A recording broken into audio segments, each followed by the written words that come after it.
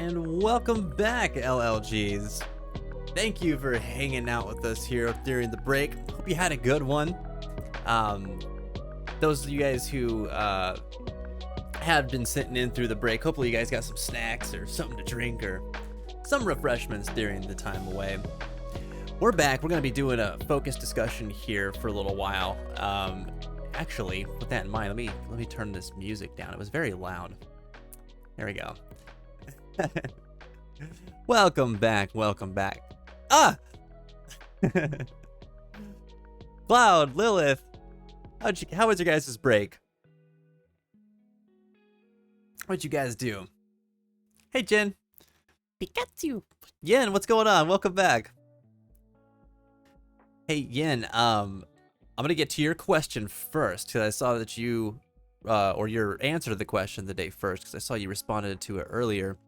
And then I'm gonna roll through some of the ones that we got on Discord that the keepers so kindly logged for us from earlier in the show. So, first of all, let me update our title here.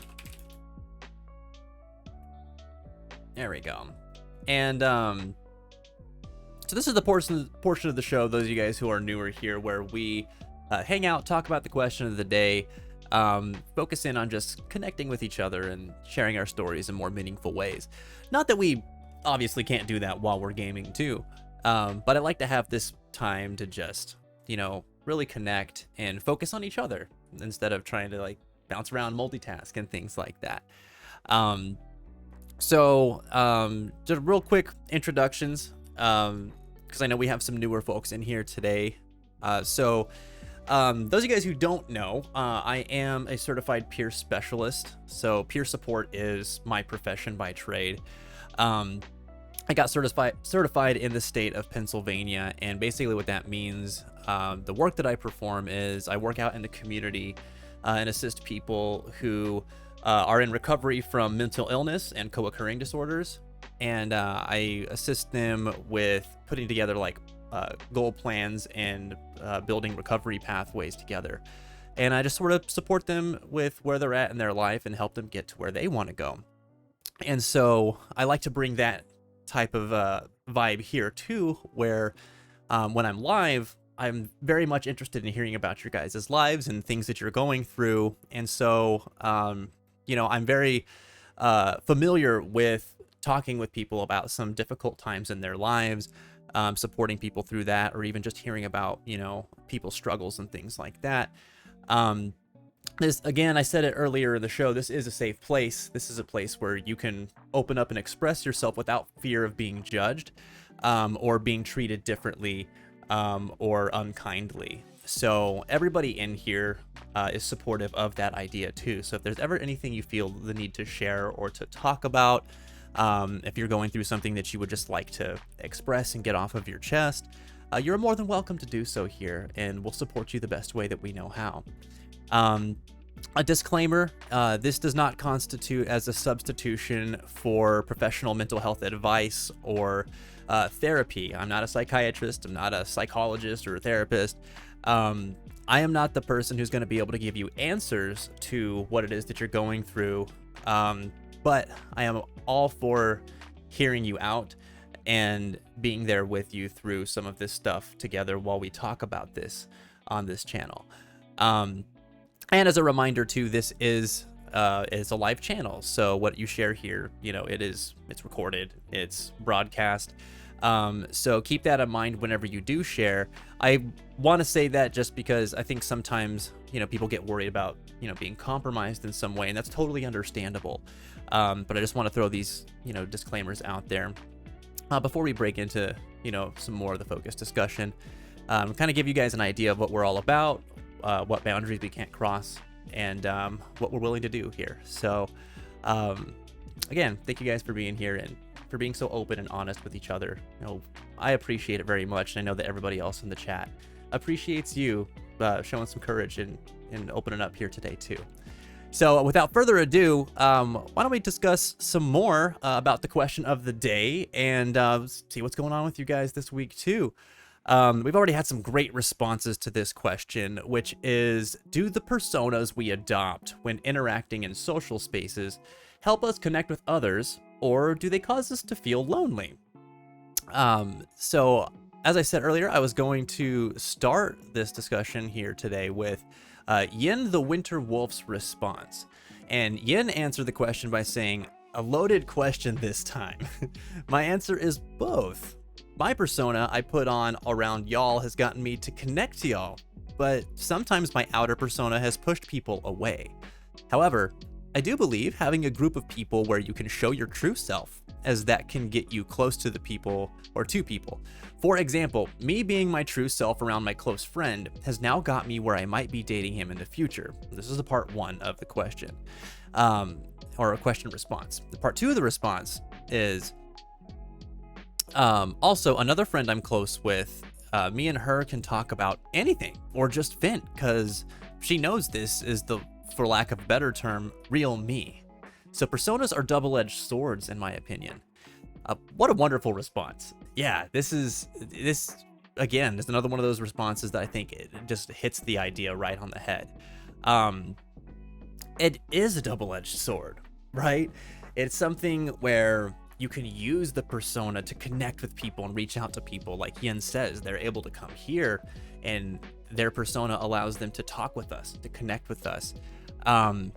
Yet at the same time, it is a persona. So it's not exactly what they would consider to be their true self, but it does allow them to connect with us, which is meaningful and valuable to them. And I think that a lot of us, whenever we connect with other people, even when using our personas, those are meaningful interactions. They're important.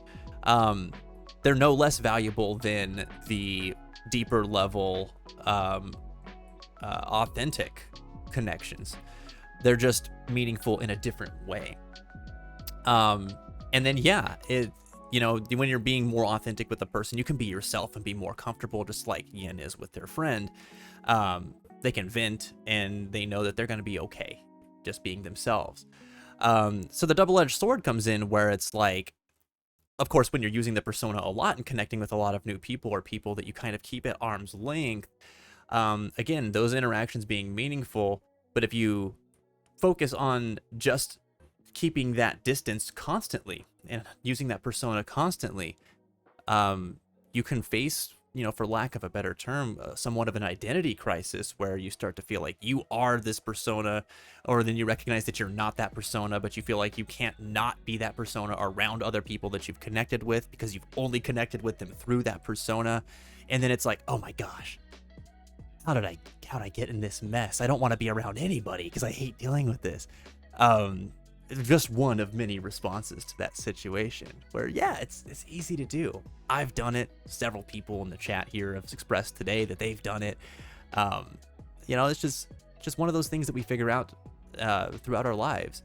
And it's a difficult path sometimes to navigate. But it could definitely be done.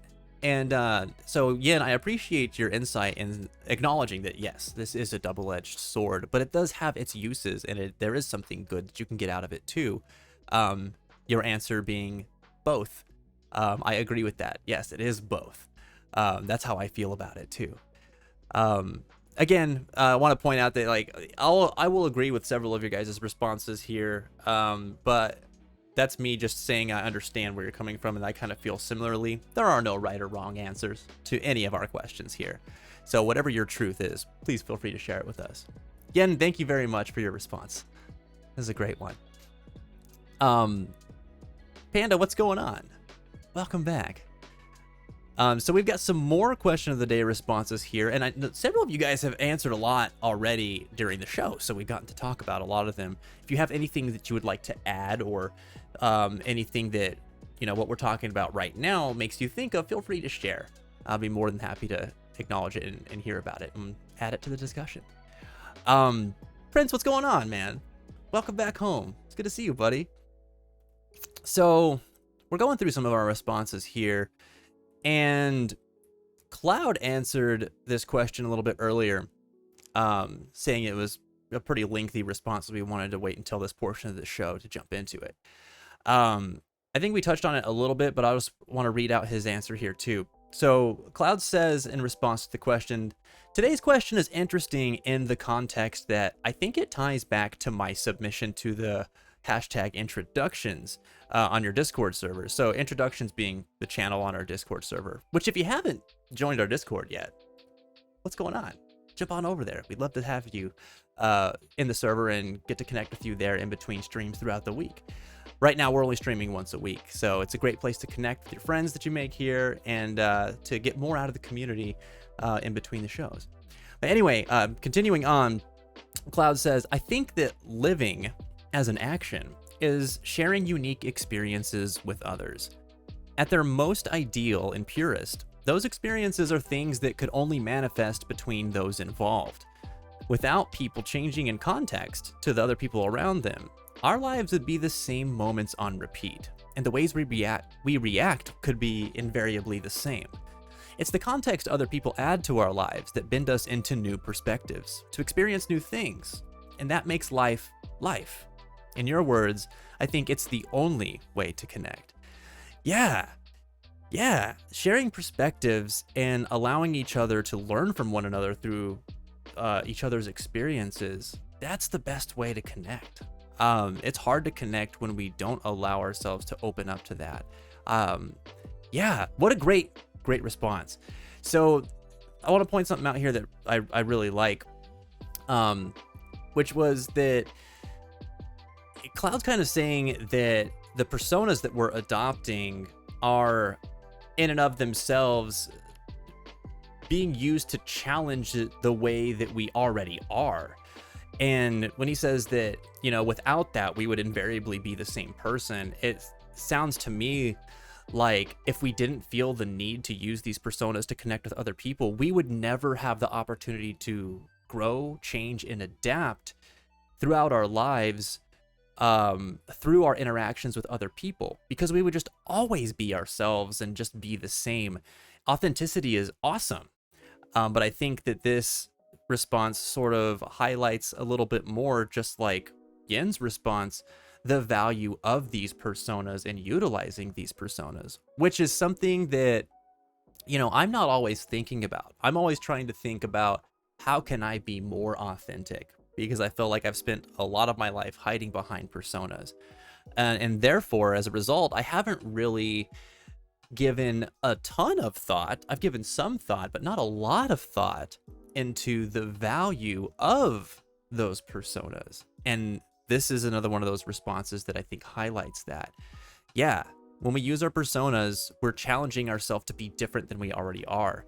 And maybe that's not our true self, sure, but through those interactions that we have with other people while we're using our personas, we gain new knowledge, we gain new perspectives, and those experiences allow us to grow and evolve as people. If we didn't get to do that, or if we just flat out chose not to do that, we wouldn't really get those opportunities to grow, right? I think that's great. What an insightful response. Thank you for sharing, Cloud. That's excellent. Lilith snuck into the Discord. Alert. We've got an intruder. I'm just kidding. Of course you're welcome. I hope you enjoy your time there. If you're new to the Discord, feel free to check out the introductions channel. Don't forget to react to the welcome gate message so that you can get your role, which will give you access to the rest of the server. And if you would like to know when we're going live, feel free to react to receive the PHS alerts role as well. That way you'll get notified whenever we go live. That's cool. Yeah, this is an already really great discussion that we've had today. I have learned a lot through you guys, just through things that you've shared with us today. I was expecting varied responses, and we're totally getting them today. If you haven't already picked up on it, I've been on the side of the fence where I feel like a lot of times personas that we adopt cause us to feel lonely, because that's something that I've dealt with a lot in my life, where you know, I've had this conversation even recently with people close to me where I worry about other people not liking me. And I put a lot of value in that, because I want to connect with people and I want to be liked so that we can continue building bonds. I think that when I feel like I'm not building bonds with people or I'm not connecting with people, I feel like I am going to fall into this weird pit of loneliness and just like isolation that I'll never be able to dig myself out of. Like, that's the fear that I have in the back of my mind. And if I'm around people and I feel like I'm causing them to dislike me, I feel like that's the road I'm going down. I'm digging that pit for myself, and it's only a matter of time before I'm going to fall into it. So I'm always trying to be authentic while battling with whether or not that's going to make me likable, which are contradictory to each other, I think. One thing I would like to share, though, that I've learned throughout my life with this particular perspective is that not doing something that makes you likable does not equate to being unlikable. So what do I mean by that? You can be having a conversation with a person who feels a particular way about something. Maybe you're talking about music, and you know, your friend shares with you a song, and maybe you don't really like that song, but because you're using your persona, you're like, oh, this sounds cool, because you know they like it and you want to hear more about what they like and why they like it. You're using that persona to learn more about them and grow your perspective, right? But at the same time, you're also probably primarily thinking about it like, I want them to like me, so I'm gonna, you know, use this persona to show that I like what they like. So that makes me more likable. It paints me in a better light. Now it's your turn to share a song, and now you're like, oh no, I don't really have the same taste in music with them, and I don't want to share a song they think is stupid or that they don't like. You know, oh God, what? You're like thinking about like your mental library of music that you listen to, and you're like, what's the song that I listen to that I have the feeling they're going to appreciate? Because if I show them something that I really like, but I don't think they're gonna like, they're gonna think I'm stupid, or they're gonna think that I don't have good taste or something like that. We trap ourselves into this thought of, if I show them something they don't like, I'm unlikable. That's not the same thing. You can show them that song and they can be like, you know, I don't really care for that much. And they can still like you. Or, you know, maybe they do think that like, oh, you don't have that great of music taste, but they can still like you and feel like you don't have good music taste, you know? Good music taste being a subjective thing anyway. But what I'm saying is that we will determine in our own mental narrative a lot of times that something about us is unlikable, and we will equate that with us being unlikable if we show it, and that's not true. Me and some of my closest friends will talk about a lot of things together that we appreciate for different reasons. Sometimes it's the same thing and we like different things about it.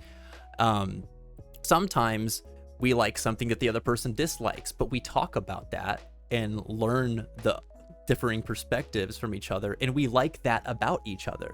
So, you know, we like that we dislike things. Isn't that interesting?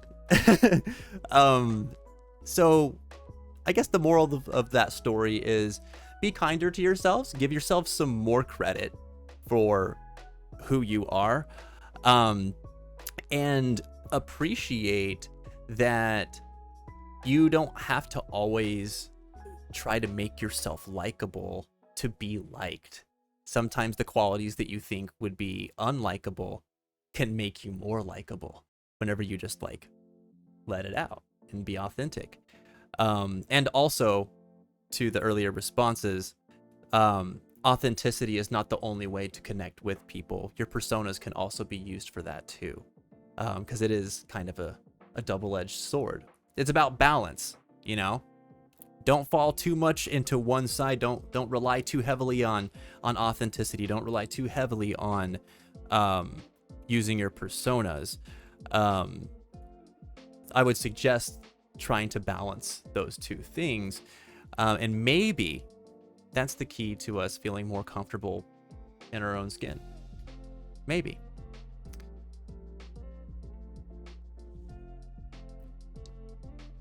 Earlier in the stream, Cloud noticed or mentioned that on a tangent, I noticed a lot of other people using personas as more transformative of a term than I do. So I'm going to repost this message. Cloud said, I think of a persona as almost like a loadout of priorities of yours that change when shifting from dealing with one person to another. The sort of compromises we make in the sake of having a relationship. Right.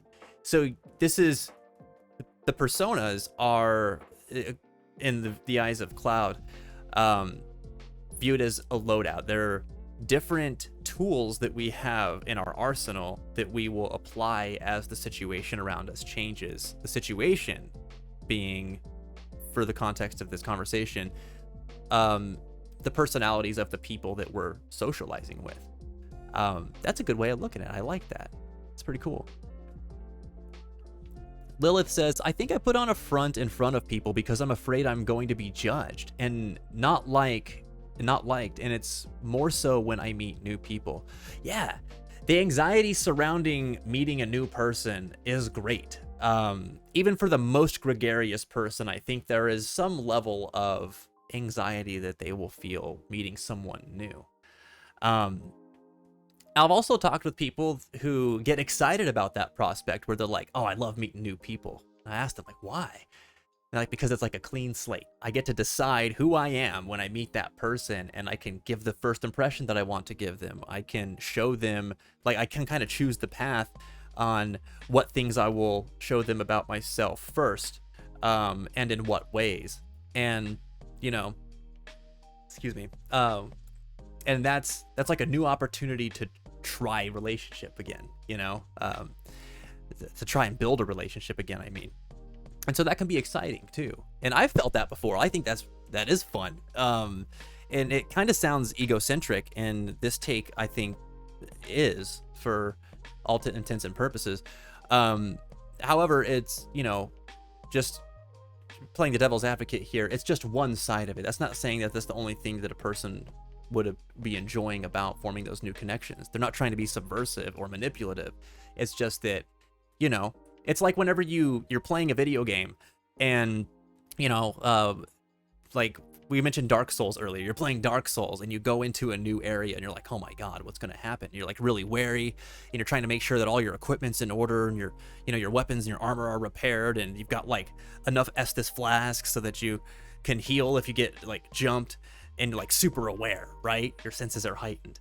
And then something happens and you die and you're like, oh my God, that sucked. And then you go back into it and you try again.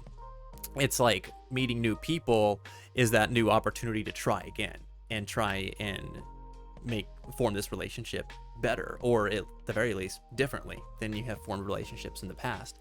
So that's one way of looking at that.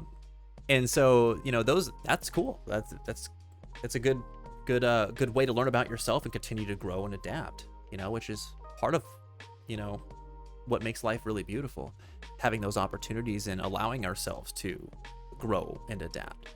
But yeah, meeting new people scary. You know, I can relate with you on that.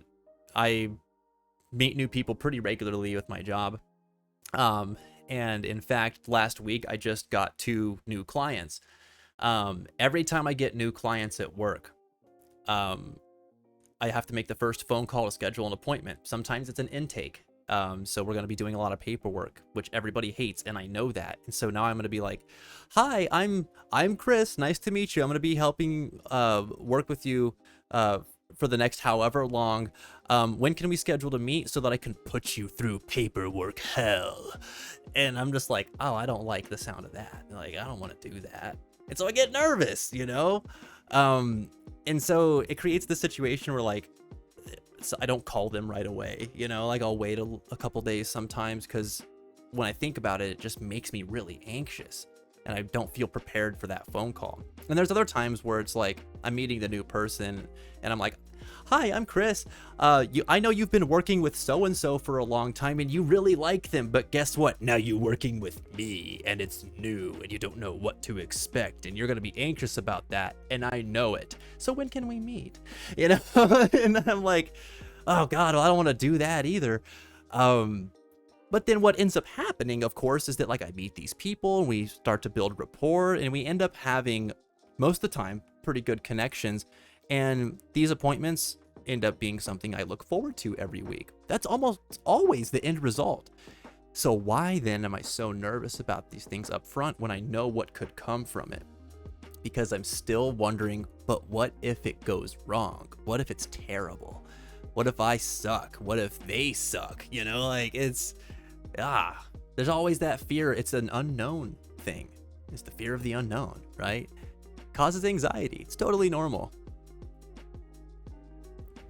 We just gotta push through it sometimes, you know? Tanner got sketty for dinner? Oh, yum. I had stuffed chicken for dinner. I'm full. I had enough. Recon, what's going on? Welcome back home, man. Good to see you, buddy. Me when Vince says he likes something I resent. Oh, no! I do believe that's a direct quote. Panda, have a wonderful weekend. Thank you so much for coming by today. It was great to meet you. I hope to see you again in the future. We are live once a week, every Saturday, sometimes Fridays, depending on if I'm going to be out on a Saturday. You can check out our social media if you're interested in returning. I always post whenever I go live on Twitter and also in the Discord. So you can check that out too. Anyway, have a wonderful night, Panda. Keep your head up and your heart strong out there. Be good to yourself.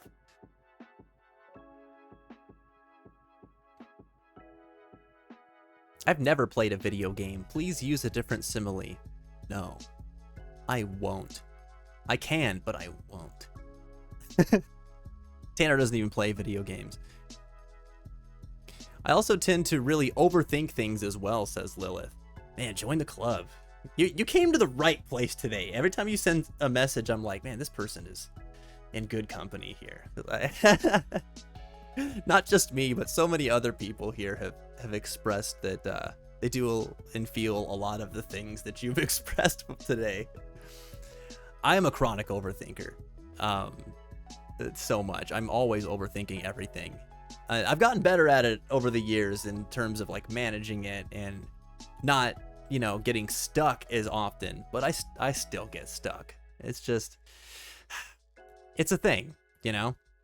How do you work through that, Lilith? When you start to realize that you're overthinking things, like how do you work through it? Prince, you watched a fun movie? Nice. What did you watch, man? Last time that you came by, you said that you had just watched Soul. You said pretty good things about that. Oh, Willy's Wonderland with Nick Cage. Okay, I should have read further down. With Nicolas Cage? Willy's Wonderland. I don't know that one. Hold on, I'm gonna... Is that a recent movie? It is! Oh, that's cool. Where did you watch it? I love Nicolas Cage movies. Jen and I, whenever we go and visit one of our friends, like, watching Nicolas Cage movies is kind of like, just like a bonding experience for all of us. Jen and her best friend in particular, like, really like Nicolas Cage. Both ironically and unironically. So, last time that we got together, we watched the movie Con Air, which is a 90s action film that probably had way bigger of a budget than it should have. And that movie was hilarious. Not because it was trying to be hilarious, it just is, especially watching it nowadays. Nicolas Cage in that movie has this like terrible southern accent. It's so funny all throughout the movie. So when he delivers like one-liners, it just sounds corny, but he's so serious about it. Like, anybody out there who's watched a Nicolas Cage movie knows that he's just like, whatever role he's playing, he's like 100% in it. And it's so good. He's like Keanu Reeves, because Keanu Reeves has that energy too. Except Keanu Reeves might be a bit of a better actor than Nicolas Cage. Put down the bunny. Put the bunny in the box. So good. Yeah, Recon. How's your week been, buddy? What kind of trouble you been getting into? Yen says, if y'all saw my YouTube music mixes, y'all would see how hard I'm crushing on a friend. You're like knee deep in Crush Zone right now, huh? Oh, man. What a wonderful time to be in, though. Like, I don't mean just like in general in the world, although the world is pretty cool as well. But like whenever you're crushing on somebody, or you're falling for somebody, or even whenever you're in love with somebody, that's the time where it's just like there's so many different emotions and they're all so intense, but it's so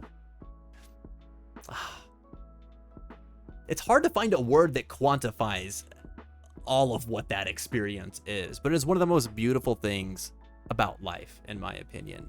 And it's always been something that I think of fondly whenever I think about like my life experiences. I love those moments, you know. It's just it's blissful. They're blissful. And they're also, but they're not just that. That's why I say it's hard to quantify. They're not just blissful. They're also nerve-wracking sometimes, and exciting and thrilling, and there's just a lot there. There are not a lot of things in life, I feel like, in my experience, that have produced that kind of experience. So I always think it's really cool. Yeah, and you're having a good time right now, aren't you? When I overthink things, says Lilith, things I tend to do, go paint and draw. Oh, really? You're an artist? That's awesome. How long have you been painting and drawing?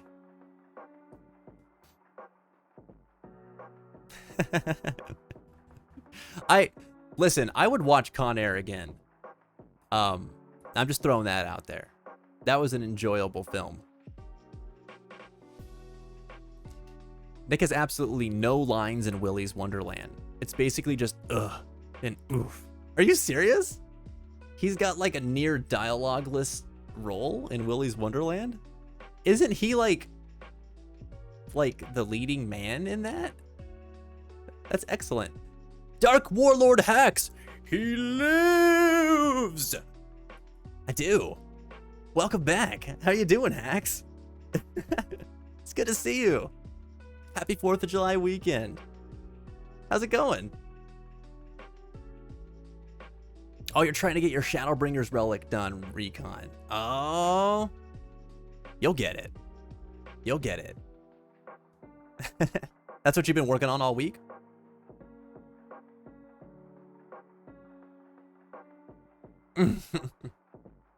So deep. So deep. Yeah, like I said, it's one of those experiences in life that like it doesn't happen all the time. So revel in it whenever it does, Yen. I'm happy for you. Been listening to Can't Help But Fall in Love by Elvis. Oh, good song. Yeah. This is a beautiful song. Bet your butt you'd watch it again. I bet my bunny I'd watch it again. Yeah. What was the line? There's a line where he's like, there are only two people I trust in this world. Myself and not you. I love that line. Oh, it's so good. Nicolas Cage. It's a man after all of our hearts. Lilith's been painting and drawing since high school. Nice. That's cool. I used to draw. Not much of an artist myself, but I used to dabble. I just like drawing like video game characters because yeah, I've always been a big gamer. But what do you like to draw? Like what is a recent work that you have come up with? He is the silent protagonist. I can dig it. Definitely not a uh, was it House of Wax protagonist or role? Ah, Hacks. It makes me so happy to hear that you're doing well, bud. That's great. I'm doing well personally. Can't complain. We had some busy weeks at work the last few weeks. The last month and a half actually has been busy. Partially why I wasn't streaming on some weekends and stuff like that. But overall things have been good. Still liking the job. Faintest of Hearts and I are looking for a new place to live because we gotta find a new apartment or townhome or home or some place by September. Well, the end of September. So with that coming up, it's looming in the horizon. We've been scouting around trying to find other places that might have availability around that time. And I tell you, that's probably been the most stressful thing. Because it's so hard to find an affordable place to live right now because prices are really high. I think that landlords and property owners have had to do a lot of catching up because of the whole pandemic thing. Maybe some of them hadn't been paying, and so now they've got to pay the banks back now that things have opened back up. And not restrictions, but the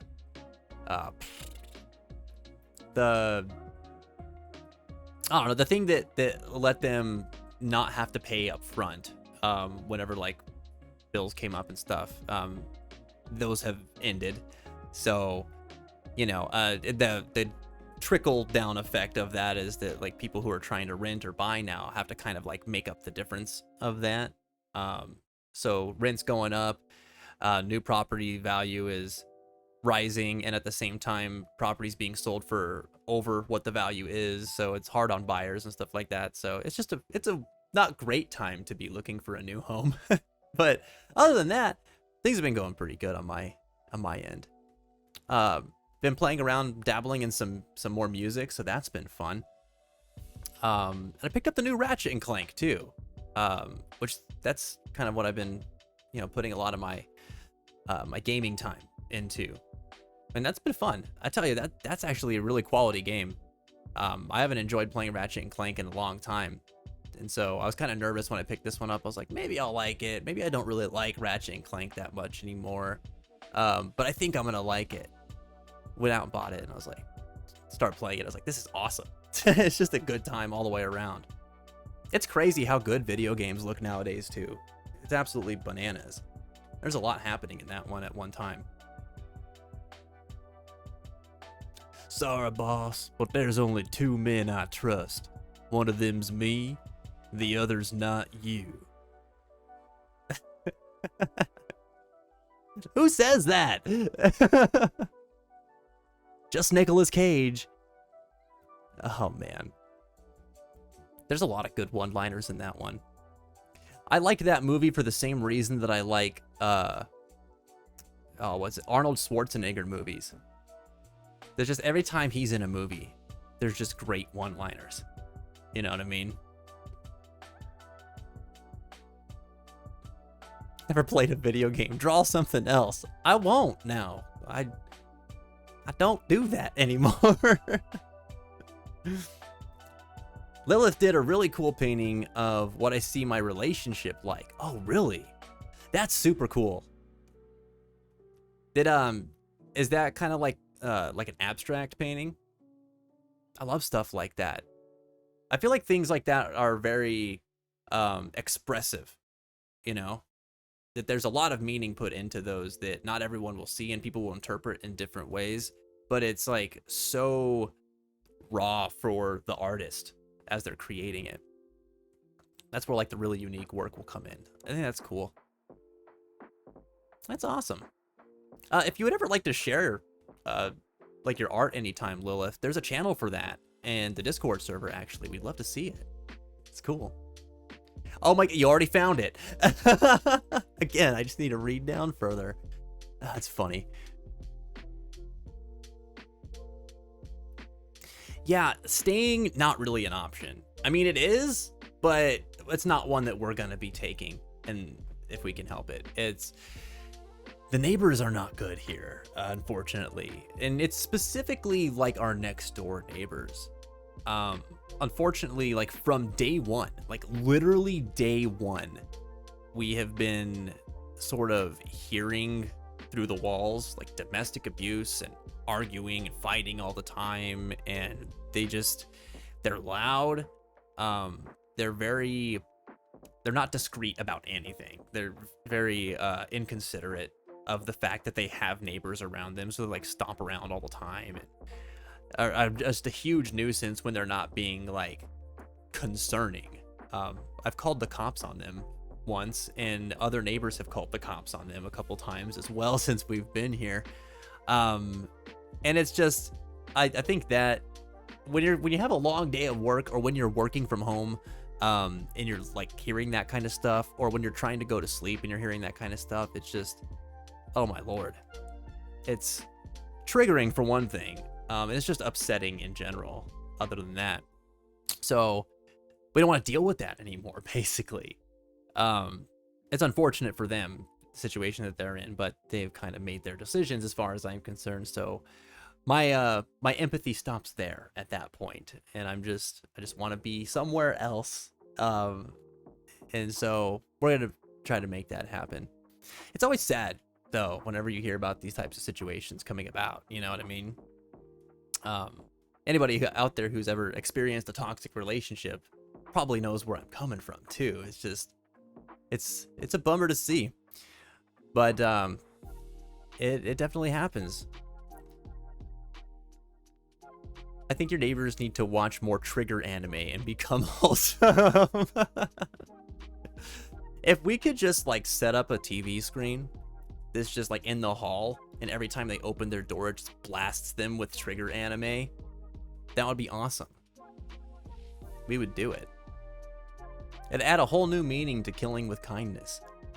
We need to Clockwork Orange them. Hey, wait. Go on. Lilith, you painted people together but left out facial features. Just simple eyes. Oh, interesting. I'll have to take a look at that.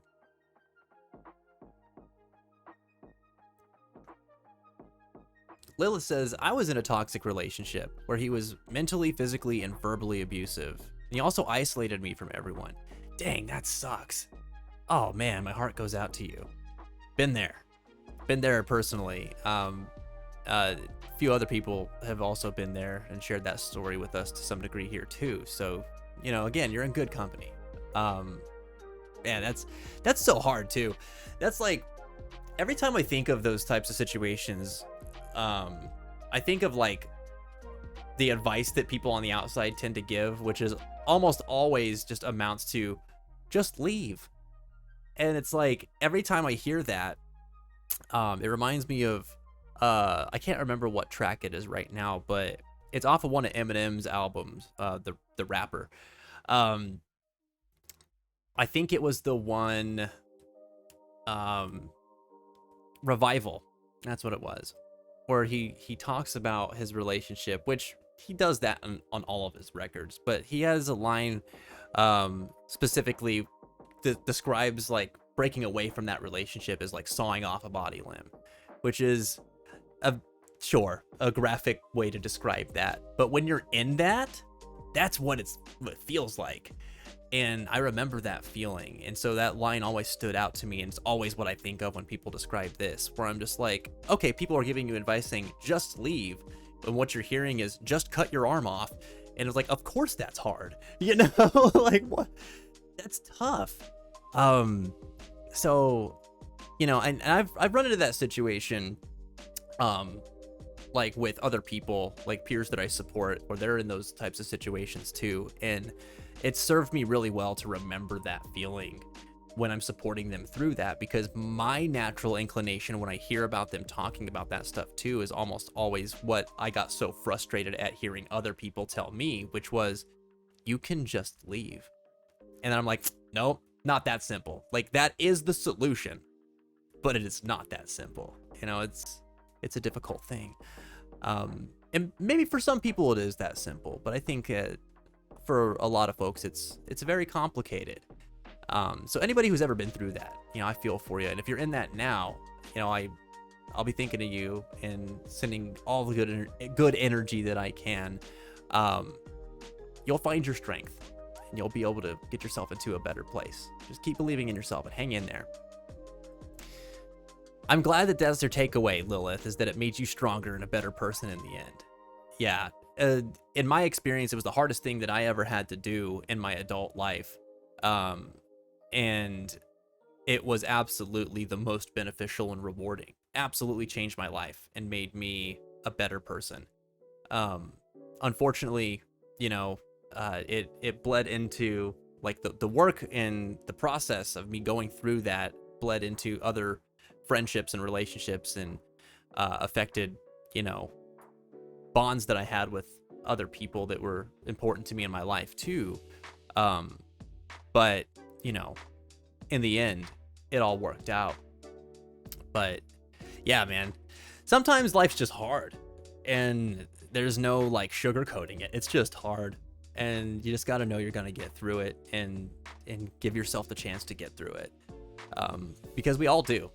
We all eventually get through it. Just got to keep trying. Never give up. Good for you, Lilith. I'm glad you got out of that. Stay thirsty, bot. Oh, here we go. Hello, fence. It is me, your neighbor. I pulled down my pants to press my bare buttocks against your sheriff wall. Don't do that. Please don't do that. Right through your abode. I hate you, Stay Thirsty Bot. Why are you vulgar and terrible? If you call the police again, I will never return your copy of Evangelion 1.11. You are not alone. And instead boil it up to feed my family.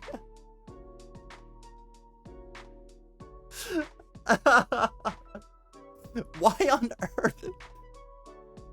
Why on earth, Stay Thirsty Bot, would you devour my copy of Evangelion 1.11? You're a monster. No, that was Stay Thirsty Bot. Stay Savage Bot. Oh, I see. God dang it. What is your major malfunction?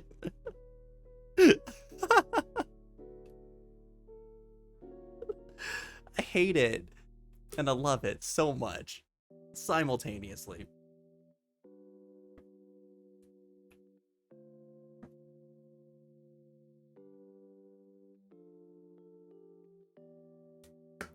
Oh my god.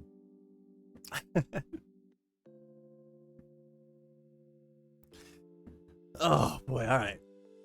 Oh, I was like, what the hell is this sound that I'm hearing through my wall? Of course, there's fireworks going on outside. It was like spooking me for a minute. I thought someone just like kept hitting my floor and I was like, can't be being that loud, can I? To which I thought, yeah, I probably could be, but this hasn't happened before. Oh yeah, fireworks. Goodness. It caused me to drink because I would have died otherwise. Also, I don't think that Stay Thirsty Bot cares whether or not I'm drinking. Get thirsty, stay thirsty. Do fireworks give you anxiety? Oh man, I'm sorry to hear that. Yeah, there's a couple people I talked to actually who are not looking forward to the 4th because they feel the same way. Fireworks make them concerned and worried. Excuse me.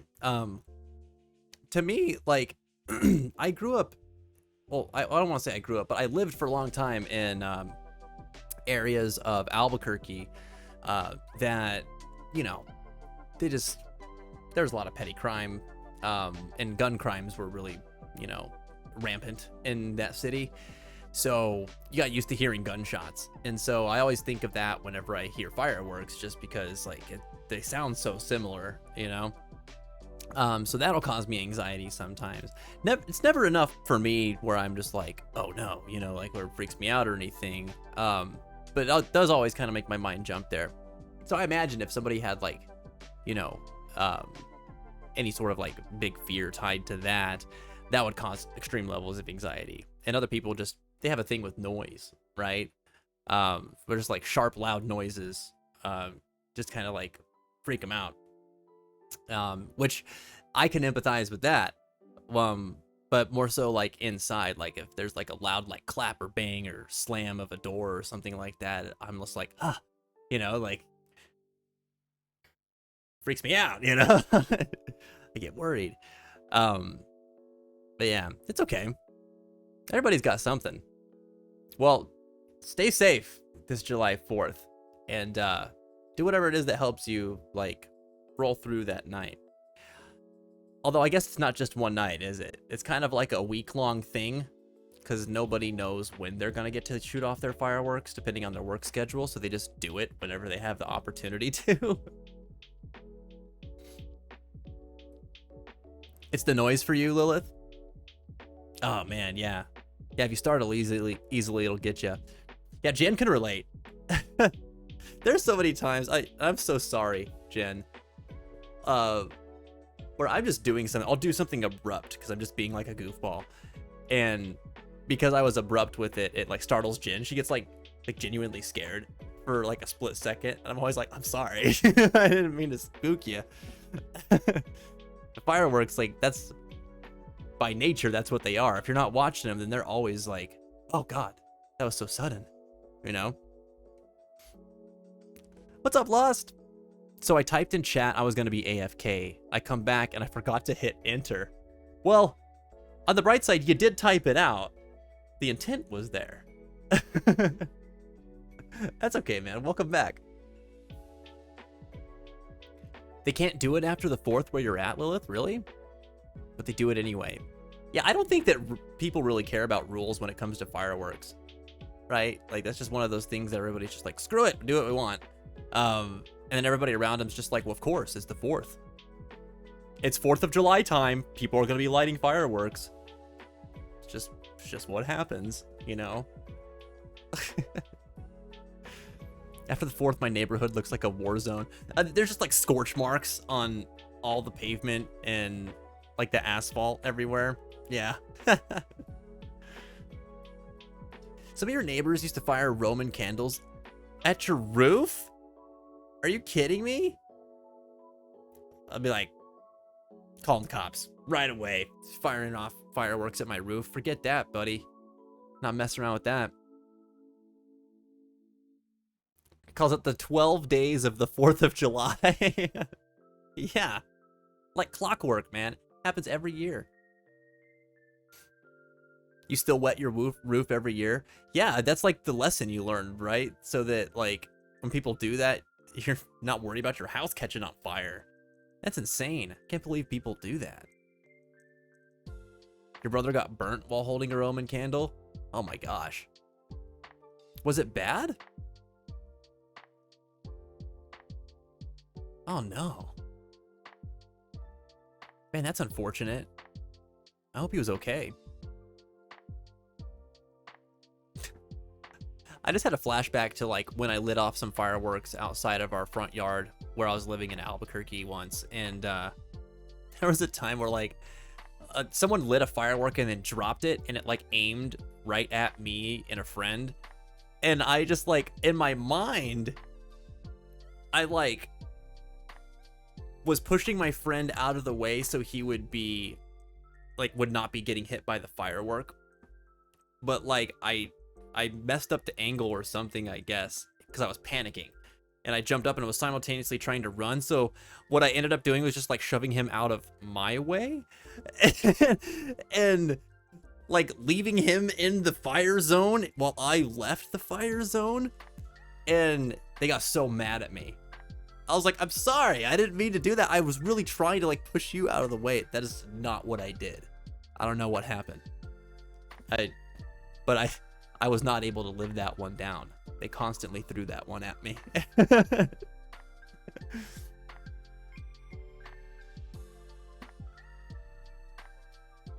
It wasn't bad. Okay, good.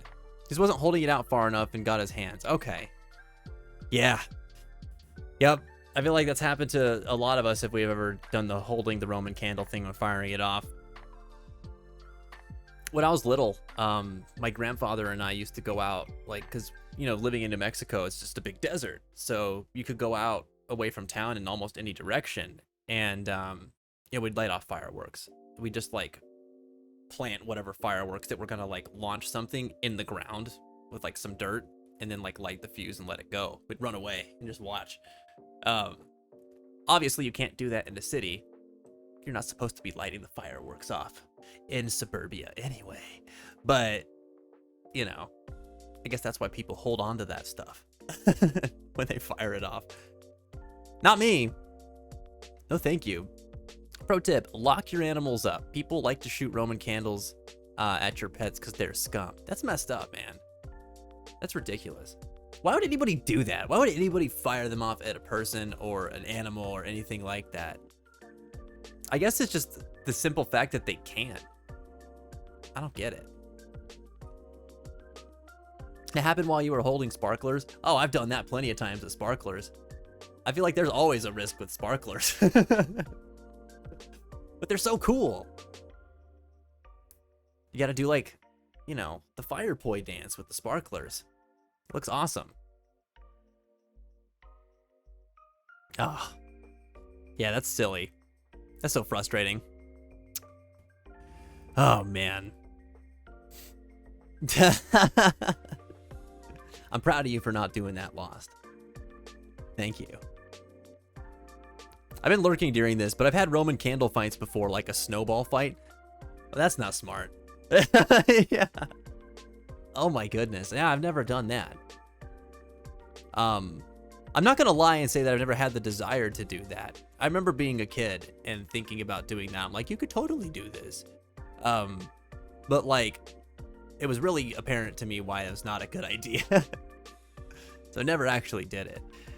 But I guess it's that desire that, you know, fuels people to do it. I had like 6 in my hand and thought that was a good idea. 6 sparklers? Boy, that'll do it. What? Why is that a quote? That's okay. Oh, fun on one hand, clearly a bad idea on the other. Which to choose? Well, when you're 14, you know, it seems like that choice is very obvious. Now, I remember doing a lot of things when I was younger. That was the pro and con, you know? Fun, but not a good idea. But it's fun, so let's go do it, you know? When you're 14, you are literally invincible, so it's impossible to tell if anything's a bad idea. Yep. That is a fact, and woe be to anybody that tell me otherwise. I'll probably agree with you, actually, if you tell me otherwise. But the feeling of being invincible, that was very true. That was very true.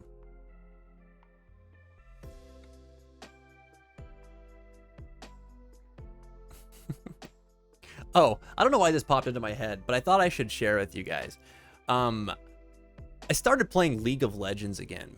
Speaking of things that could be bad ideas, but were also fun.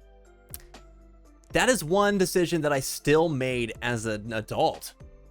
Fun, maybe a bad idea, but it's fun, so I went with it. It was kind of funny though, because I picked it back up yesterday, and I played a couple games. I was like, this is great, and I was like, you know, looking up guides and trying to remember how to play the game, because the game's changed a lot over the years. And then I just like stopped and was like, I'm going to play music instead. And that's what I did until 5:30 this morning, thinking I was going to play League of Legends all night, which I guess in retrospect, I'm glad I didn't. But yeah, that story took a different turn, I realize. But the point of it was that I did a thing that I thought would be fun that was not a good idea. We'll see how long that continues. It is absolutely where the toxicity lives. It's still there. It's still there. Maybe it's me having been away for a long time, but it didn't bother me. I was just like, yep, that guy still exists. The guy who says a lot of nonsense for no good reason, knowing that it's not going to change anything. And I was just like, I'm trying to do this thing in my lane. I don't remember how to creep score properly. All right, I don't got time for you telling me about why our jungler's bad. Don't got no time for that. Okay. It's funny. When I play that game, like I remember when I was like playing it really heavily, like 4 or 5 years ago, it started getting to me, and you know, it made me feel toxic too, which is eventually why I stopped playing it. But when I'm not like deep in that, and people are like complaining about a person, my go-to move is to always like identify the person they're complaining about and find any reason to give that person a compliment. So like last night somebody's like talking smack about our jungler, and our jungler did some wrong things. Like I guess they didn't pick the right types of like runes or whatever, and they bought the wrong items, and you started at the wrong place and things like that. They weren't doing great, but like every time they appeared in the lane anywhere, I was like, nice gank, man. If they like be present at any point during anything anyone else was doing, like if somebody like killed their lane opponent or whatever, and I saw the jungler was in the lane, even if they didn't do anything, I was like, nice job, jungler. I don't know why. It was funny to me. I was getting a kick out of it. I doubt anybody else even acknowledged it, but it was satisfying on my end. But I think in my mind, I just imagine like that's my way also of like fighting back against those people who are just like mean for no reason. And I'm just like imagining what they would be thinking or feeling if they read that. And they're just like mad at this person. This other guy on the same team is just like always complimenting them for nothing.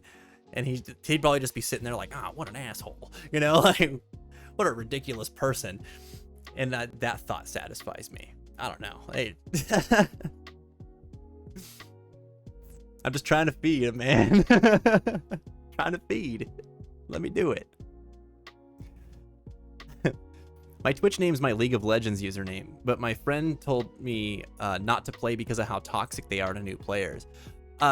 Lilith, well, you know, if I'm ever playing and you see it on like Discord or something, reach out, or, you know, I'll say what's up or something, and maybe we could play. Because that game is a game that's way more fun with people that, like, you know, you're working together with and, you know, feel comfortable with.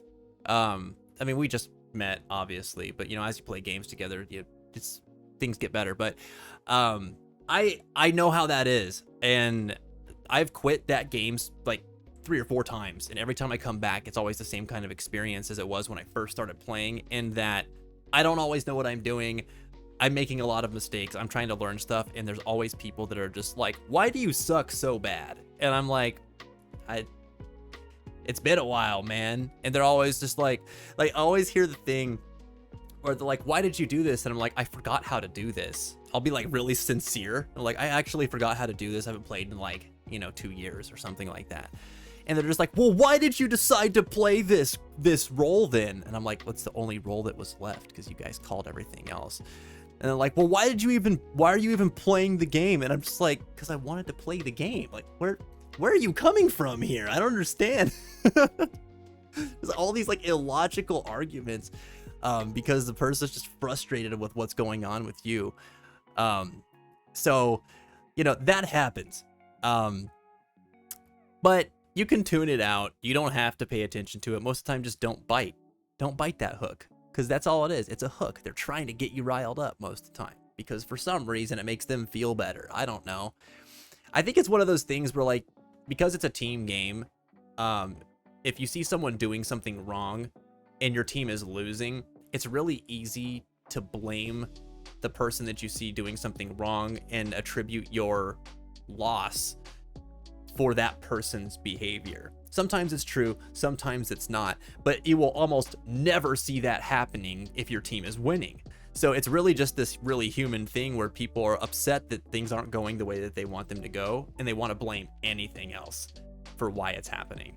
And that's why you end up becoming like the scapegoat for that. And as a new player, it's really easy for that to happen just because, you know, you're picking it up, you're learning. So I know how that goes. Basically, I'm saying, if you want to check it out and you want to play it, give it a shot. Be prepared for people to be like that. If you're interested in it, I would say don't let that be a deterrent for checking it out. But just be prepared for that to happen and don't feed into it. You know, people are going to be jerks sometimes and say nasty things. You can block them or mute them. You can turn your chat off. You don't have to participate in that aspect of it. Just, you know, just do you. At the end of the day, just do you in that game.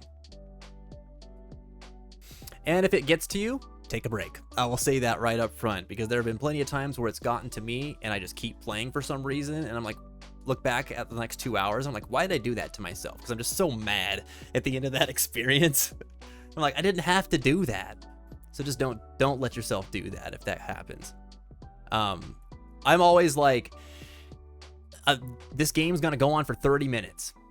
Almost always that's like how long those games last. Sometimes they're longer, but most of the time that's about how they are, a little less. And so I'm always like, I will never see this person again, probably. Even if they suck, I will only have to deal with them for 30 minutes. And I don't even have to deal with them for that long if I just ignore what they're saying. So it's something that always like helped me keep it in perspective. But other than that, I think the game is really cool, and it's awesome for like learning to work with other people. And, you know, you can build some really good camaraderie in that kind of game, because there's so much teamwork involved, and your victories are always really satisfying because of it. I think that's why I always end up like thinking about it or going back to it, you know, periodically, because I'm like, I haven't really played any other multiplayer game that gives me that feeling, other than Overwatch, which was pretty close to that too. But that game always got me really frustrated once I started getting better at the game, because I never wanted to be like amazing at the game. And that'll probably happen again with League, where you start getting better and then you hit this point where it's just like everyone's really, really good. And in order for you to get better, you have to like focus on getting really, really good, which takes a lot of time and energy. And maybe that's not how you want to spend your time and energy. I don't know. Anyway, I'm getting off on a League of Legends tangent here. Anyway, I'm just saying, check it out if you want to. If you don't want to, cool. If you want to play together, cool. Let's do it. Pence likes to compliment people failing because he likes it when people hype the Dragoon for tanking the floor real good. Like, that's because I'm biased, though. I am the floor tank. Okay? It makes me feel better about myself. 404 League game knowledge not found. Oh boy. Yeah, you should never take it out on people because you're losing. I totally agree. Totally agree. I think competitive gamers are a mixed lot, where some people are really good at being a good sport when they're competitive. And naturally, you're going to get frustrated when things aren't going your way, when you're playing a game to win and you're not winning. Right? That feeling is present. But there is an abundance of people in any game, not just video games, sports as well, any competitive game you're going to play, where you just have like a lot of sore losers and even sore winners.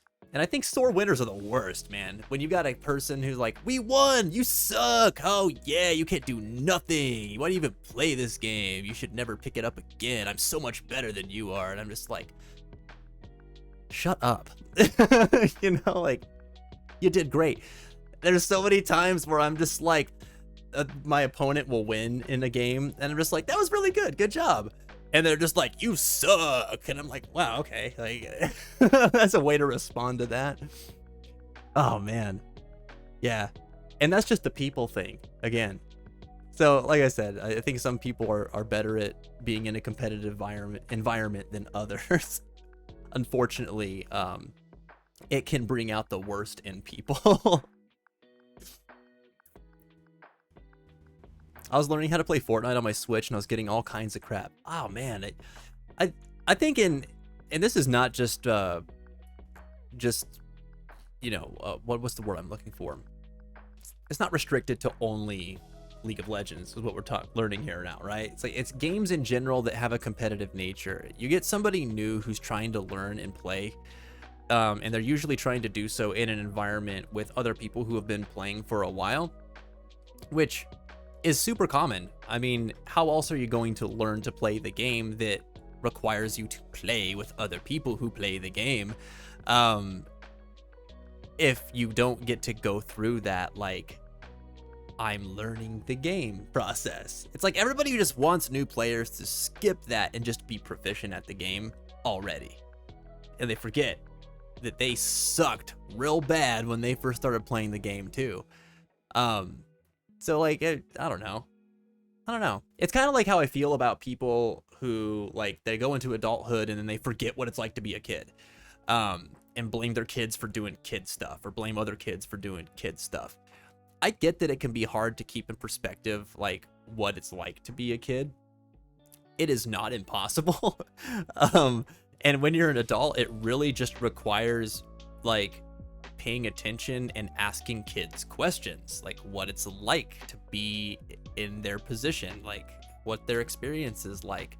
And then you can remember, oh yeah, I remember feeling that way, or going through that, or being there. But, you know, I think adults have this thing too, where they're just like, why can't kids just be adults already? Why do they have to be 14 years old and shooting Roman candles at each other? Why can't they just be 33 and have it figured out? Also not realizing that that adult doesn't have it figured out at 33 either. You know, it's just so weird. People are so weird.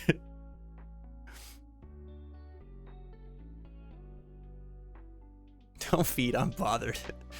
When we're losing in Rainbow Six at Lost, I just laugh and start playing like a scrub because I don't care. I just want to have fun. The Lost, like, he starts losing, so he's just like going around shooting his teammates. You know, he's just like playing kick the can with like barrels that he walks by.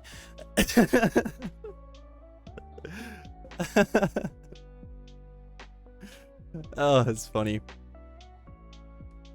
Mostly it does not bother me, says Lost. It's when it bothers a friend I get a little miffed, because I don't care how nasty they are to me in competitive games. It's when they attack people I know and it visibly hurts them. Right, because you don't want to see other people you care about get upset. And, you know, as much as you want to try and console them and be like, just play it off, man. That person doesn't matter. Don't worry about them. Like, it's just a game or something like that. You're still defensive of them because, like, they're being attacked socially. So you want to stick up for them and it gets you upset. I get the same way. Because most of the time when people are saying things about me in a competitive gaming space, or even an online space in general, I'm usually just like, you're allowed to feel that way. I hope that does something for you, you know? Now I'm level 45 and kick ass. Heck yeah. Heck yeah. That's awesome. Never was a good Fortnite player, I have to say. Gave it a shot a few times and I was just like, nah, maybe this isn't for me. Why are you holding the spoon backwards? Because I'm 3. Stop being 3. Why is the straw the wrong way? Because I'm 29. People are less understanding when you're 29.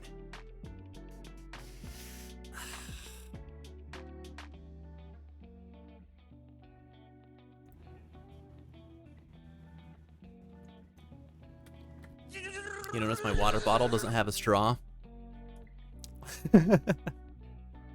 Why do you let Skull scare you? How dare you?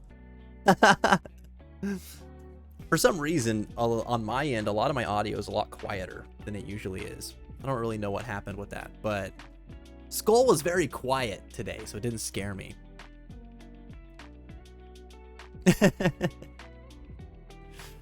I really like voice chatting with friends while running duties on Final Fantasy XIV because I feel better when I verbalize that something stupid is actively happening. But I don't want to make people feel bad, so having a private chat where no one gets hurt is good. I can attest to that. Yeah, there have been times where I've been in a chat with Cloud and he's just telling me like, this person's just being a head ass about this, and I don't understand like why they're doing that. But then I know that if he is chatting with them like about something, he's just either being really constructive and helpful in terms of like pointing out mechanics, or he's just like trying to be helpful, and being frustrated that something might not be going the way it's supposed to. It's so funny. Loud Skull or Riot? No. No.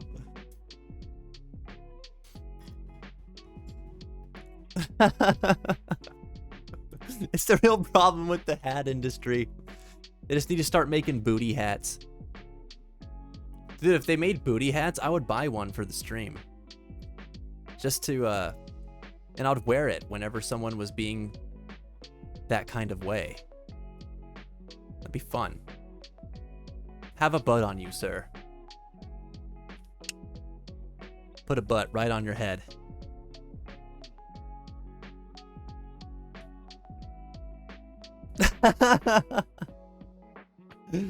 Oh, that's funny, Cloud. Cloud's trying to get us back into Final Fantasy XIV. That's why he was mad that I got back into League. It actually doesn't have any bearing on whether or not I'll play Final Fantasy XIV, though, for the record. It's just something else that I'm also doing. Just stay. It's okay, fam. Just stay in the purple. Just like going nuts on him in voice chat. And then, yeah, in the chat. You got this. Just stay right there. Cheese. Also, yay. Oh, yeah. Cheese is the good stuff. Oh man, so guys, I was toying around with the idea of getting back into Nier Replicant this stream, but it's so hot in here, I don't think I'm gonna do that. So I think that once we're done talking, I'll probably be wrapping up, but we will continue Nier Replicant next week. How hot is it? Man, I don't know why I wanted to check my weather app. It's way hotter in here than it is outside. Hot enough to where I'm getting visibly shinier by the minute, as I can see on my camera here. Ugh. I'm leaking salt water. It's not good. That's always how it is here, though. I mean, I've got like 3 lights on, and then like a lamp, and LED lights up on the ceiling, and I've got like the PlayStation and a computer and, you know, monitors, screens on. So yeah, there's a lot of heat in this room, man.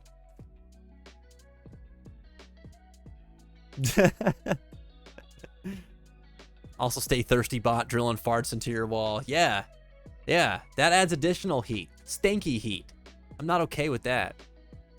Plug the holes with duct tape. What, the fart holes? Or that means 2 things. Good gosh. Speaking of video games, what's everybody playing right now? I'll go first while I'm waiting for you guys to respond. I've been playing Ratchet and Clank, which has been a very fun time. Obviously, I started playing League, but I only did that like 1 time so far. And oh, there was something else that I was playing. What the heck was it? Oh, we were playing Drakengard 3. But we got to this point in Drakengard 3 where, like, to get the last endings, you have to get every weapon in the game. And I am nowhere close to that. There are a lot of weapons in that game, too. And yeah, it's a slog. Like, everything I have left to do is just grindy stuff that I can see myself grinding for, like, the next 10 to 15 hours. Just to get those weapons and then see those endings. And I'm like, I don't want to do that right now. I don't want to do that. So I won't. Yet. I'll do it later.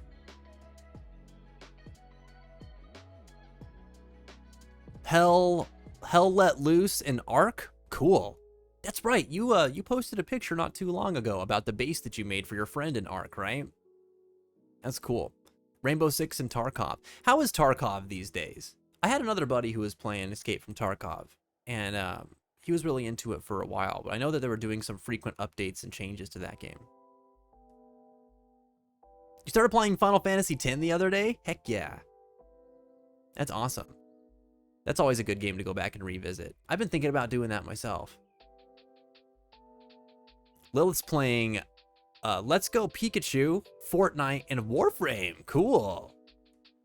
Cool. I've been wanting to play Let's Go Pikachu.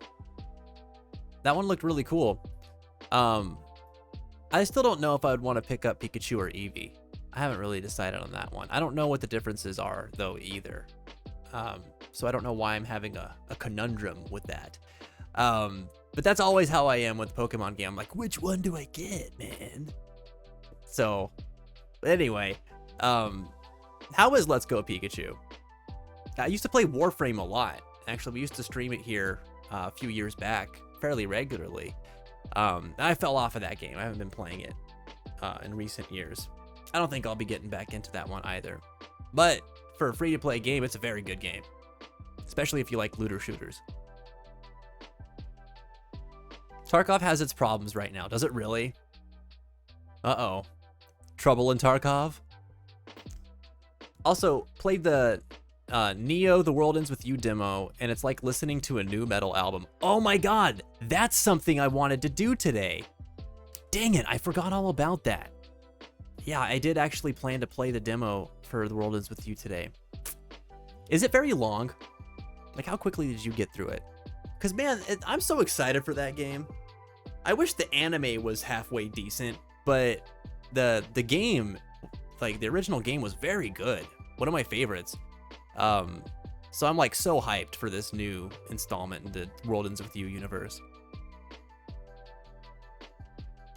See, in Tarkov, they introduced a mechanic that is very one-sided in favor of the less nice people of the game. Oh, so you just get to get slapped down even harder now? Awesome. The gameplay isn't deep and the music is goofy, but I think I was enjoying it. I'm wondering how that battle system's gonna play with the way that it is now. Because it seems like it's set up almost like an anime brawler. Which is super different from the way it was originally. But to be fair, I mean, it was on the Nintendo DS, and its battle system 100% utilized that touchscreen originally. So it's just gonna feel different already.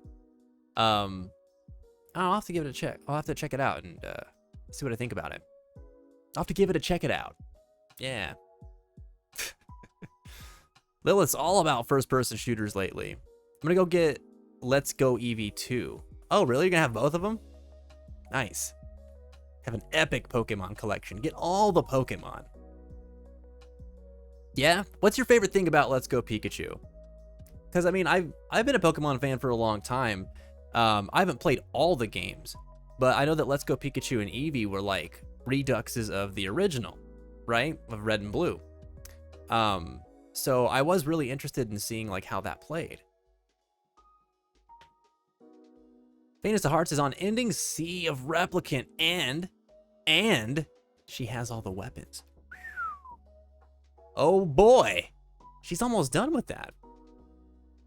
That game suffers from the you have to play the same thing multiple times problem, and that's kind of what she's feeling right now. But I mean, you're pretty much set to like get the rest of that game done once you get through everything else. That's cool. Crazy considering you never use a spear. Oh man, I wish I could remember what she said, Cloud. But you sent her that text message yesterday and she said something that was so funny in response to it, and I just can't remember what it was. But it was a direct disapproval though of you reaching out in that fashion. Criticizing the way she's playing that game. Oh man. 2 chapters. Okay. A couple hours, I guess. All right, might be a bit longer, and I didn't play it in one sitting, so that long. Okay, so that's actually pretty cool. That's way longer than I expected it to be.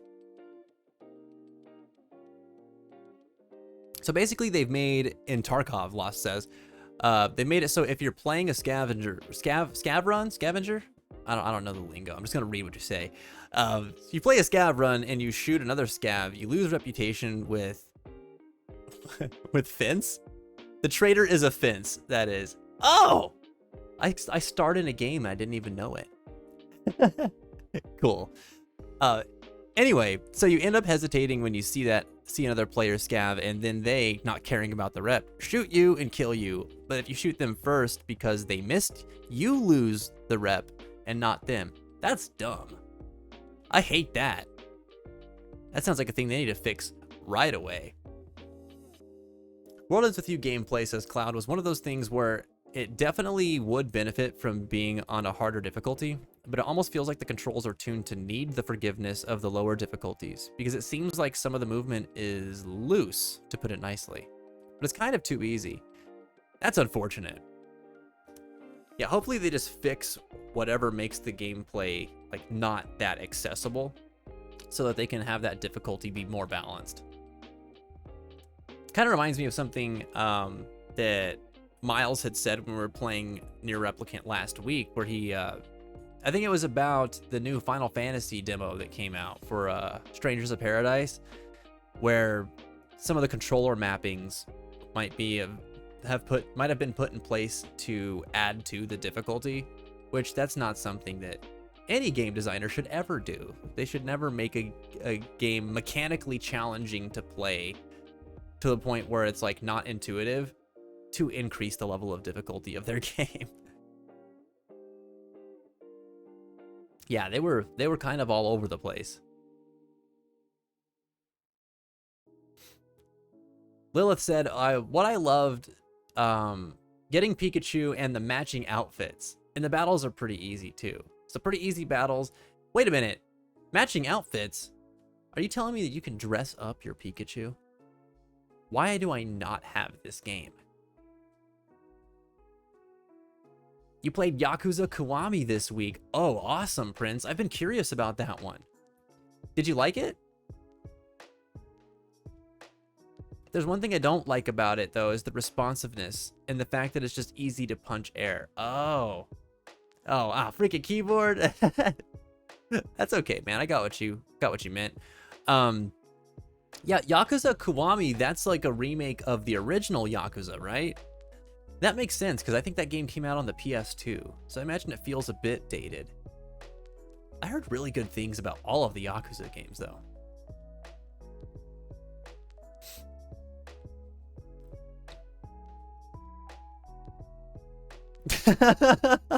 She told you to eat a fart machine? You could do that. Yeah.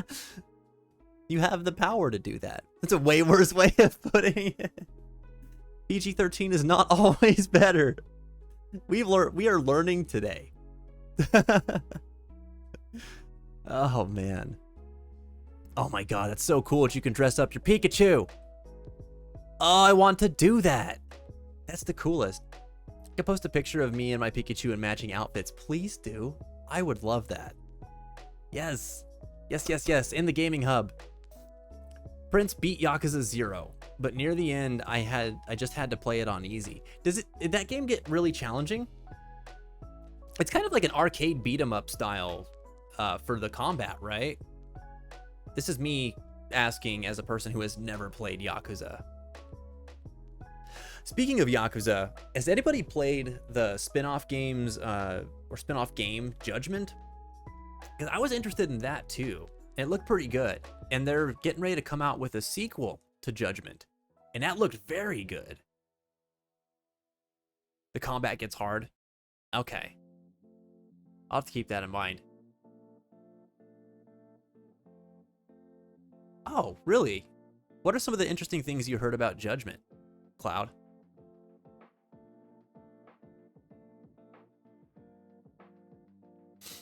Prince doesn't do hard games too well, hence why I'll never play a Dark Souls game ever again.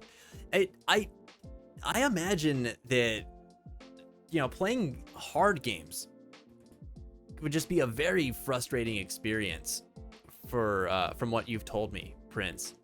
Because I remember several of the difficult points in some of the recent RPGs, like Final Fantasy VII Remake and stuff that have come out, like you expressed feeling very frustrated at.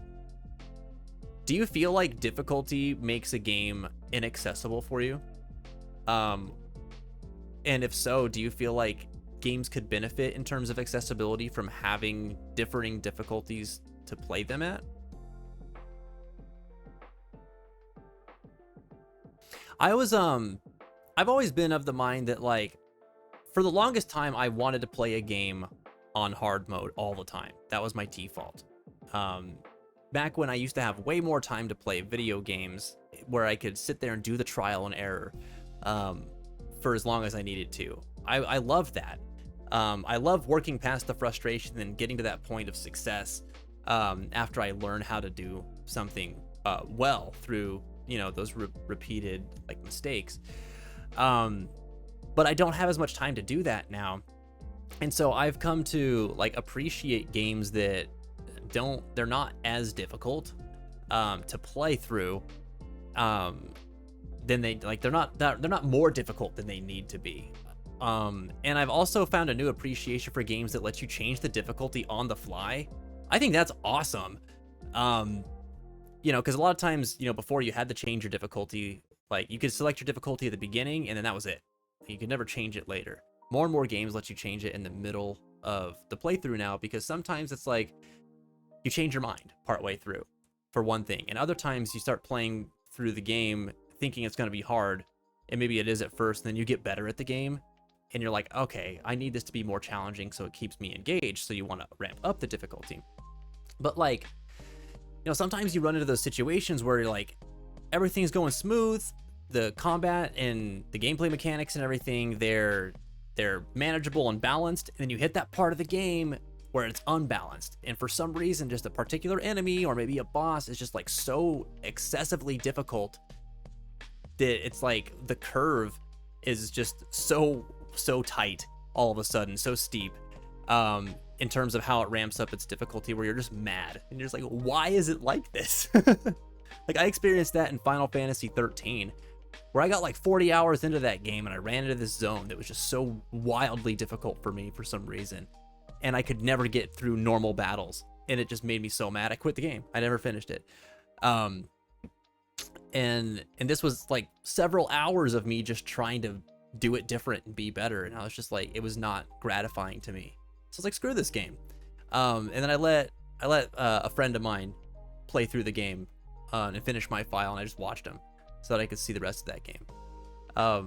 But you know, if I could have changed the difficulty on the fly and just got past that part, cool. And because what I was playing that game for anyway was the narrative, like I was interested in the story. So it sucks to get locked behind, you know, a particularly difficult part where maybe you don't have the time to just like sit down and work at it to get through it.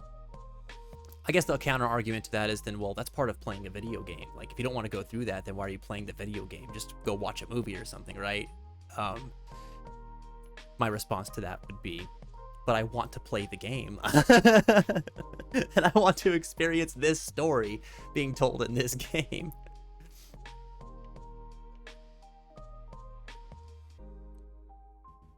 Yakuza basically is a turn-based RPG series from now on, and Judgment will basically be what Yakuza used to be going forward. No kidding! I didn't know that at all. That's really cool. Remake's at least doable, says Prince. Yeah, I mean, because you did overcome all the bosses eventually. Remake was awesome on hard. Yeah, I really enjoyed that game on hard. It was one of those things where it's like, the enemies and the battles were challenging, right? But then once you started figuring it out, you sort of got into this rhythm where combat just was really rewarding and flowed really well. And every victory was very satisfying, no matter how small, because in order to execute the victory properly, you had to understand like how the enemies worked and how to handle them using whatever coordination you could put together with your party. And the game made itself very easy to understand what each member of the party could do, and made it very clear what the enemies did. And if they didn't, then they gave you a way to learn really easily about what the enemies did. And it was easy to like retry things. So if you didn't get it right the first few times, you could just keep practicing, and then you would see results relatively quickly. That game's combat is designed so well. It's so satisfying. I hope other JRPGs in the future take some nods from that one, because it did a lot of things right.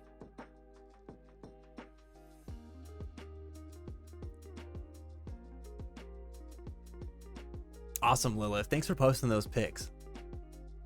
I'm so excited to see Pikachu in outfits. What the heck? Can't believe you get to do that. Let's see. Final Fantasy VII Remake was hard on normal, but still doable, says Prince. And if I like a game enough to play it again, but it's fairly easy, I might ramp up the difficulty. Okay, so higher difficulties for you are like for replays, then.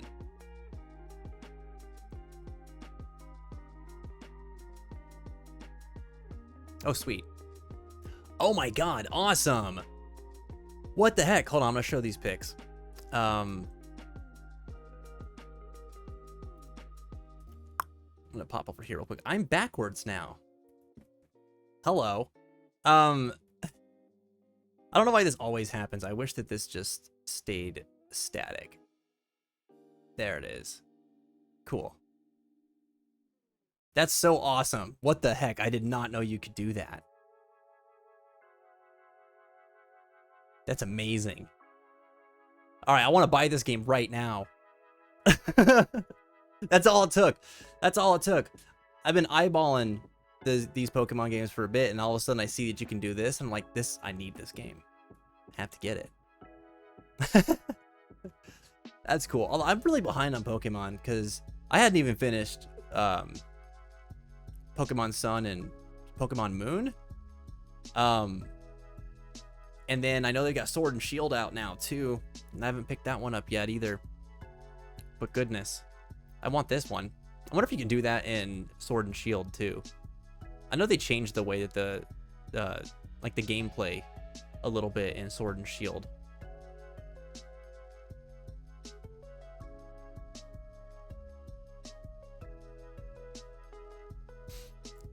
Let's see, the first dungeon on Pulse is one of the worst difficulty spikes in Final Fantasy gaming. It's such a dumb part of the game. That's the part, man. That's the part I'm talking about. You're going through like this, like there's sunlight coming into this like cavernous area, and you have to like hop up these like different, they're not platforms, but just like the topography is uneven, and so you're having to kind of climb up before you exit the mouth of this cavern. And all the enemies in that area just whooped the crap out of me. I got so mad. I hated that part.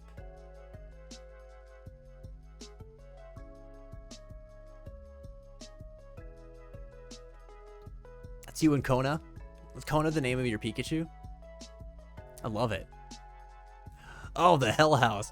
That Hell House boss was so cool.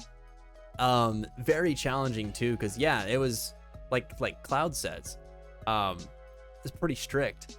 There's a couple different things that you can do though, and one of the strategies that my buddy was telling me he used was just to poison it a lot, and that works surprisingly well. It definitely makes that fight easier. But yeah, the mechanics in that fight are just so specific, and how you have to respond to what the Hell House does in each phase. I think it's so cool though. That's such a satisfying fight. Final Fantasy VII Remake on hard was almost easier in my opinion, says Cloud, because you had your full ensemble of abilities and materia from the get-go. And then also, you were just a bit more literate at the game at that point.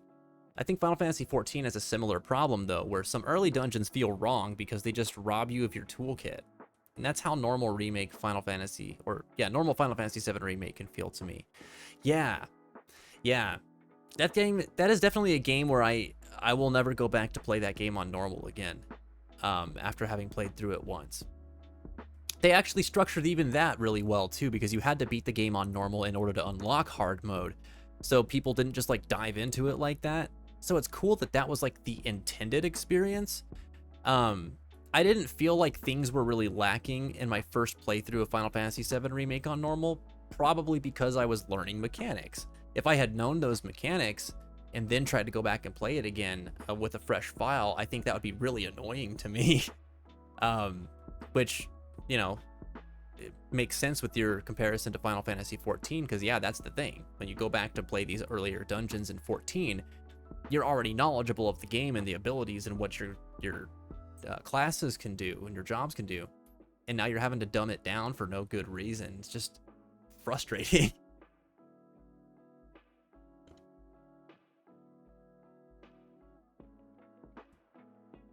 Yeah, I couldn't beat Hell House by hacking away at it either, Prince. That did not work for me. I had to do my best to use spells on it to stagger it, and that was the only way I could do it. Yeah, that's what I had to do too. And then I did take advantage of that poison strategy on the hard mode.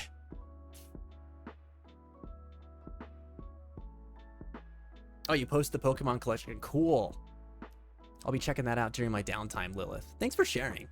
That's excellent. Let's see, Kona, yeah. Kona is the name of a town in Hawaii. Kona Beach is actually one of the famous beaches on the Hawaiian Islands.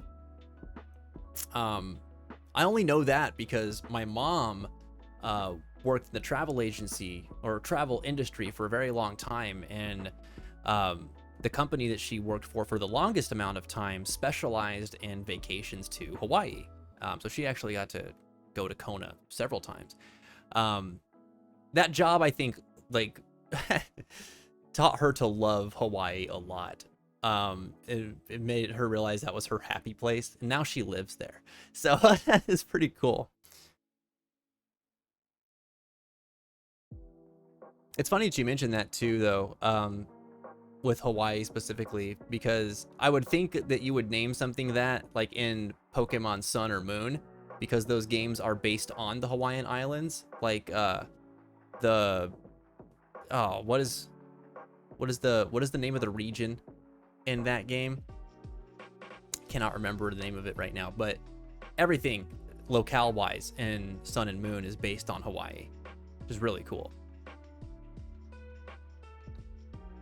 Also, the culture of the people are based on Hawaiian culture too. Notice the color of the house's windows and throw spells that it was weak to at those moments. Yeah, the tells were very creative in that game. Like I said, Final Fantasy VII Remake just had some really interesting ways that they made battles challenging, and mechanics in there that they put in were just really satisfying to figure out and then respond to.